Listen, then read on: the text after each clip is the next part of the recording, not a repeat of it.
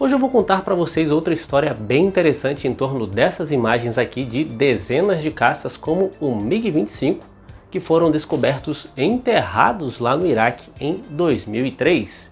Então fica por aí que o vídeo de hoje tá bem interessante.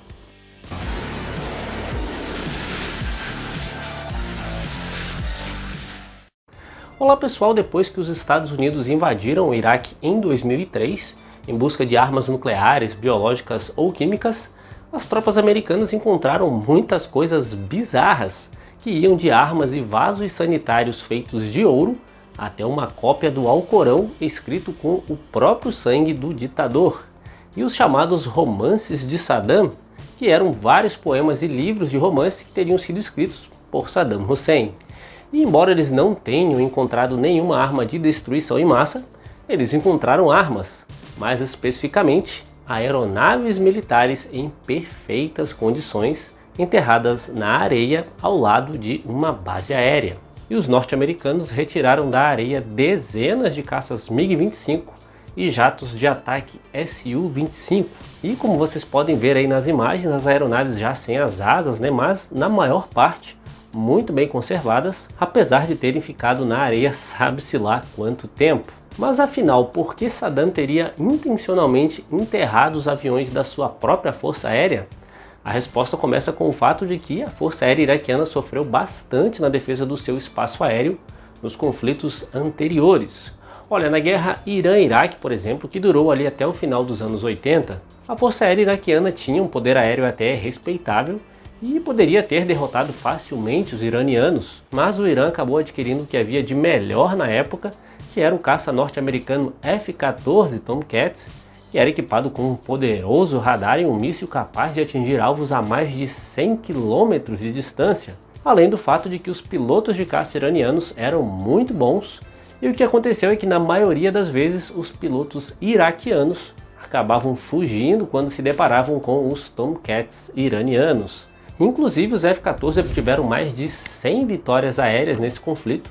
Alguns dados sugerem mais de 150 abates durante essa guerra só com os F-14.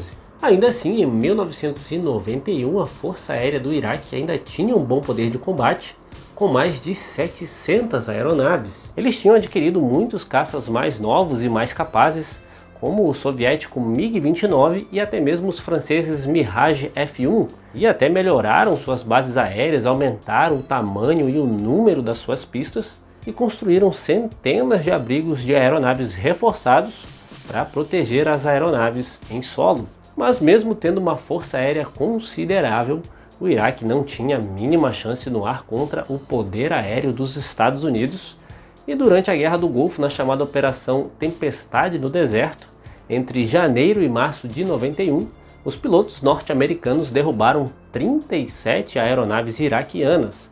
Só de MiG-23 foram 8, de Mirage F-1 foram 6 e de MiG-29 foram 5.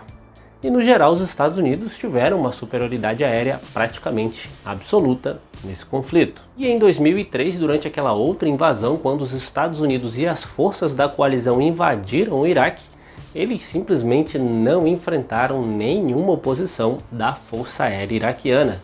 Nenhum avião de guerra iraquiano atacou os invasores enquanto eles avançavam em direção a Bagdá. Os pilotos iraquianos até estavam prontos para defender a pátria da invasão liderada pelos Estados Unidos, mas o ditador iraquiano ordenou que ficassem no solo. É claro, ele sabia que as aeronaves e o preparo dos pilotos americanos era muito superior.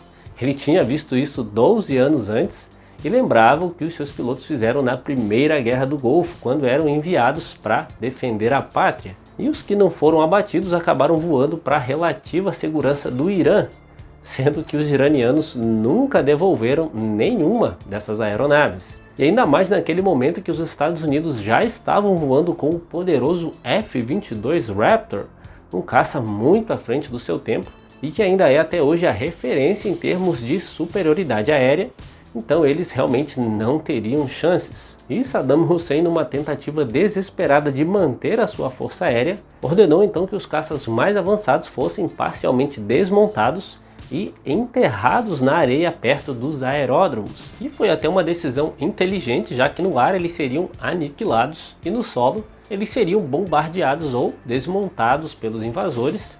E Saddam esperava então que ao enterrar essas aeronaves na areia, ele pudesse assim evitar a destruição desses aviões e após o conflito, presumindo que ele ainda estaria no poder, ele poderia desenterrar essas aeronaves e recuperar boa parte da sua força aérea. Mas é claro que isso não aconteceu, já que ele foi capturado ainda naquele ano de 2003. Então era isso, pessoal, mais uma história muito interessante, a gente imaginar aviões sendo enterrados como verdadeiros tesouros, para serem recuperados mais adiante. Mas um fato interessante é que muitos estudiosos do assunto acreditam que boa parte desses aviões que foram soterrados ainda estão lá, já que muitas aeronaves do inventário iraquiano simplesmente sumiram e provavelmente haja outros locais além desses que foram descobertos. E um outro fato curioso é que os militares americanos destruíram essas aeronaves, como não poderia ser diferente, mas eles levaram algumas para os Estados Unidos, entre elas esse MiG-25 que vocês estão vendo aí e que foi restaurado pelo Museu Nacional da Força Aérea dos Estados Unidos. Bom, e se você gostou do vídeo, não esqueça de deixar aquele like pra gente. Se não conhecia o canal, não era inscrito, vai ali naquele botãozinho e se inscreva. Siga também o canal Águias de Aço no Instagram, o link está ali na descrição. E não deixem de conhecer a nossa loja virtual, e lá você encontra miniaturas e também camisetas e quadros decorativos. Um forte abraço a todos vocês, uma boa semana e até a próxima!